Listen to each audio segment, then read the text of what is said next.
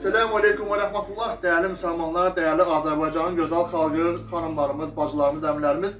Deməli, gördüyünüz kimi, bugün də balalarımızı yaddan çıxarmadıq. Ramazan ayının ən gözəl günü olan son 10 günündə Qədir gecəsi deyək, Qədir tarixi deyək, ən gözəl gündə inşallah ki, bu Nurlan qardaşımızdan Allah razı olsun.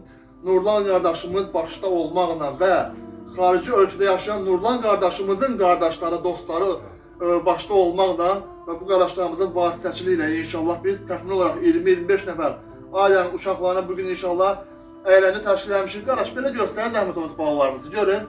Allah hər bir kəsə bərəkət versin, Allah hər birisini qorusun, əlhəmdülillah.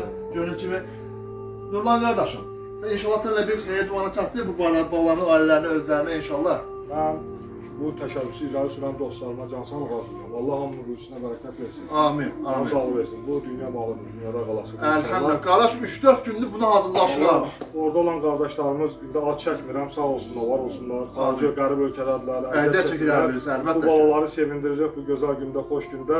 Allah onların qazancını bol eləsin. Var eləsin, Amin. dostlardır, qardaşlardır.